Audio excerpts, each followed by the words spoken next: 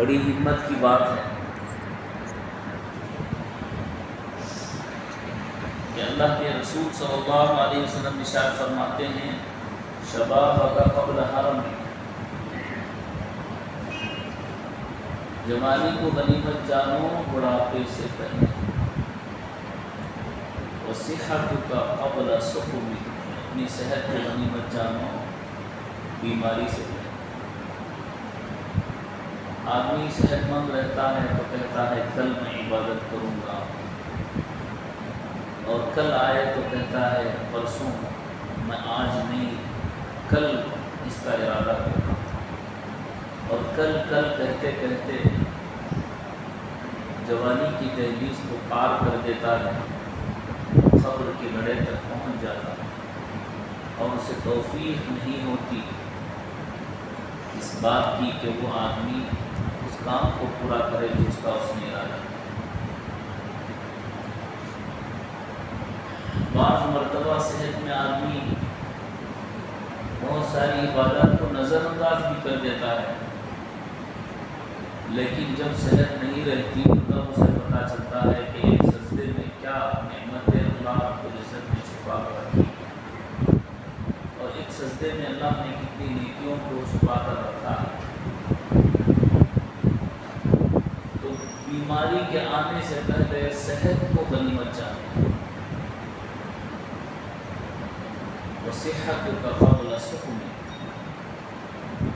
اور تیسری بات بیان فرمائی وغناک قبل فقرک، اپنی مالداری کو، اپنے پاس جو کچھ ہے اس کو تندرستی کے کسی پریشانی اور بیماری اور حادثے کے آ جانے سے مال خرچ ہو جائے تو پھر بعد میں آدمی پچھتاتا رہے۔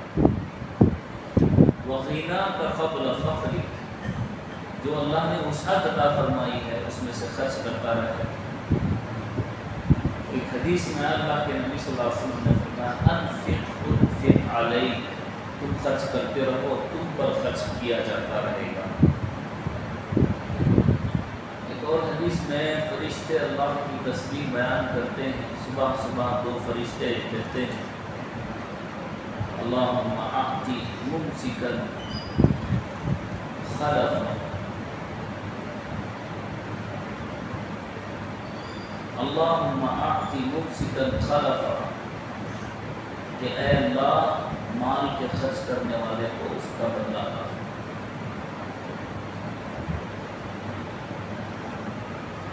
اللہم اعطی منفقا خلفا، کہ اے اللہ خرچ کرنے والے کو اس کا بدلہ عطا کرو۔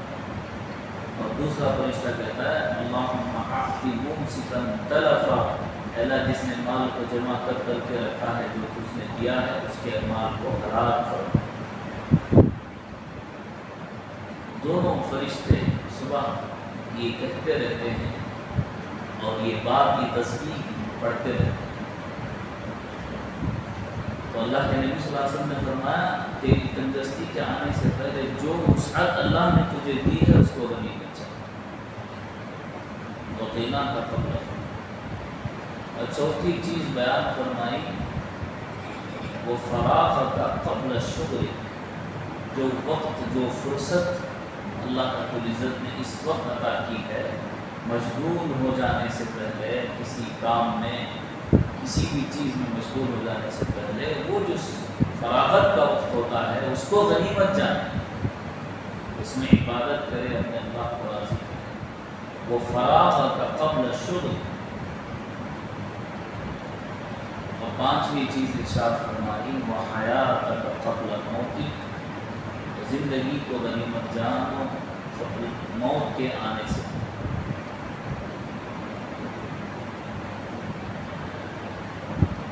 ایک حدیث میں آتا ہے کہ جو آدمی صدقہ کرتا ہے اپنے مال میں سے، اس کے لیے آنے والی بلائیں اور مصیبتیں ٹل جاتی ہیں، یہاں تک کہ دوزخ کی آگ کا وہ مستحق ہو چکا ہوتا ہے اپنے گناہوں کی وجہ سے، لیکن ایک کھجور کے ٹکڑے کو جس نے اس کو صدقہ کیا ہوگا اس آگ کے بچانے کے لیے اسے کافی، اسے آگ سے وہ صدقہ بچا دے گا۔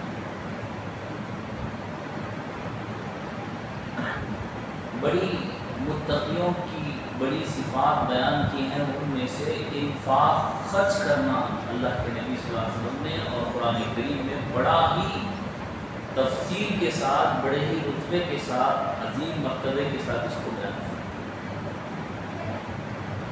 اس لیے کہ بخل کے ساتھ آدمی جنت میں داخل نہیں ہو سکتا، یہ اللہ کا فیصلہ۔ لا يدخل الجنت خب ولا بخیل ولا منان، تین آدمی جنت میں ہرگز داخل نہیں، چغل خوری کرنے والا لا يدخل الجنت خب ولا بخیل کنجوسی کرنے والا ولا منان احسان کر کے جتلانے والا۔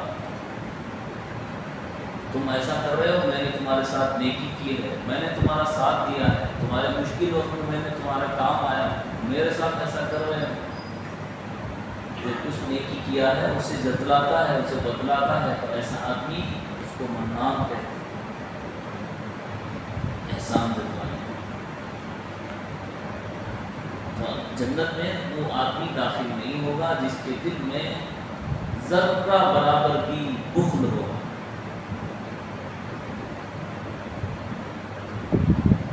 اللہ رب العزت نے قرآن کریم میں ایک جگہ ارشاد فرمایا وَمَن يُوقَ شُحَّ نَفْسِهِ فَأُولَٰئِكَ هُمُ الْمُفْلِحُونَ، جو نفس کے بخل سے بچا لیا گیا، نفس کے بخل سے بچا لیا گیا، وہ کامیاب ہوگا۔ وَمَن يُوقَ شُحَّ نَفْسِهِ فَأُولَٰئِكَ، تو اللہ رب العزت نے جو صحت دی ہے، جو مال دیا ہے، جو وقت دیا ہے، جو زندگی دی ہے، جو جوانی دی ہے، اس کی قدر آدمی اس سے پہلے کر لے، جب وہ اس کے ہاتھ سے کھو جائے تو بعد میں پچھتاتا ہے۔ بوڑھا ہو جانے کے بعد تو مسجد کا کونا آدمی پکڑ ہی لیتا ہے۔ کمال تو یہ ہے کہ آدمی اس وقت مسجد کو آباد کرے جب اس کا دل باہر رہنے کو دل چاہے۔ ایک آدمی، ایک مومن بندہ، اس کا دل مسجد میں ہوتا ہے۔ المؤمن فی المسجد کالسمک فی الماء، مومن بندہ مسجد سے اس کا تعلق اس طرح ہوتا ہے، مسجد میں اس طرح ہوتا ہے جس طرح پانی میں مچھلی ہوتی ہے۔ مچھلی کی زندگی پانی کے بغیر نہیں، انسان کی زندگی ہوا کے بغیر نہیں، بالکل اسی طرح۔ لیکن منافق وہ یہ چاہتا ہے کب مسجد سے باہر چلا جائے۔ کبھی لوگوں کے ماحول کی وجہ سے مسجد آ بھی گیا تو پہلے بھاگنے کا دل چاہتا ہے۔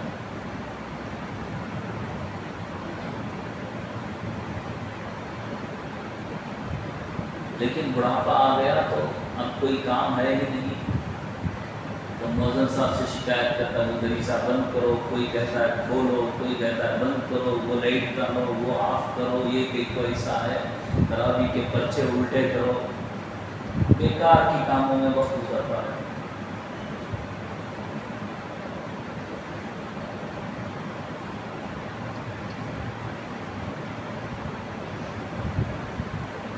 کسی کو موت کا فرشتہ دکھائی دینے لگا، اب وہ کہتا ہے کہ میرا مال مسجد کو دے دیا جائے، میرا مال مدرسے کو دے دیا جائے، میرا مال فلاں کو دے دیا جائے، اس لیے کہ اب موت کا فرشتہ نظر آنے لگا۔ اس وقت کا خرچ کرنا کوئی کام نہیں دے گا جب موت کا فرشتہ نظر آ جائے، اس وقت خرچ کرنے کا کوئی ثواب نہیں ہے۔ اس سے پہلے جب تک زندگی کی رونق باقی ہے آدمی خرچ کرے گا تو اس کا ثواب اس کو ملتا ہے۔ ہمارا صدقہ گھٹیا چیز کا صدقہ بنتا ہے، کم سے کم چیز صدقہ میں دینا چاہتے ہیں۔ ایک گاؤں میں ایک مسجد تھی، اس میں مسجد کو کسی نے جو ہے فرنی، جانتے ہیں میٹھے کا نام ہے فرنی، سوجی میں بنتی ہے، سوجی اور دودھ سے بنتی ہے، وہ دے کر مسجد کو بھیج دی۔ مسجد میں جو خادم تھے وہ بڑے پریشان ہو گئے، کیا بھائی آج کون سا وقت آ گیا کہ مسجد کو تحفے میں کوئی چیز آ گئی ہے، ہدیے میں کوئی چیز آ گئی ہے۔ انہوں نے اس کو لے لیا اور جو بچہ لے کر آیا تھا اسے پوچھنے لگے کیا بات ہے، کس خوشی میں آج مسجد کو جو ہے میٹھا دے کر بھیج دیا گیا ہے۔ بچہ تو بچہ ہوتا ہے اور دل کا سچا ہوتا ہے، اس کے دل میں کوئی بات بناوٹی نہیں ہوتی۔ اس نے کہا کہ آج ہمارے یہاں فرنی پکی تھی، لیکن ہوا یہ کہ کتے نے منہ ڈال دیا، اس لیے امی نے اس فرنی کو مسجد دے کر بھیج دیا۔ اب غصہ آ گیا مسجد کے خادم صاحب کو، مسجد میں رہنے والوں کو، تو انہوں نے کیا کہتے اسے اٹھا کر پھینک دیا۔ پھینکنے کی وجہ سے مٹی کا جو برتن تھا وہ ٹوٹ گیا، وہ بچہ رونے لگا، بچہ رونے لگا۔ تو انہوں نے کہا کہ بھائی کیوں رو رہا ہے، کیا بات ہے؟ ایک تو غلطی تم نے کی ہے، جو چیز پھینکنے کی ہے وہ لا کر مسجد کو دے رہے ہو۔ اور بچے نے کہا امی مجھے ڈانٹے کہ برتن ٹوٹ گیا ہے، کیوں کیا ہوا، کیا چیز کا یہ برتن تھا؟ تو کہنے لگی کتے کو اسی میں کھانا دے دے،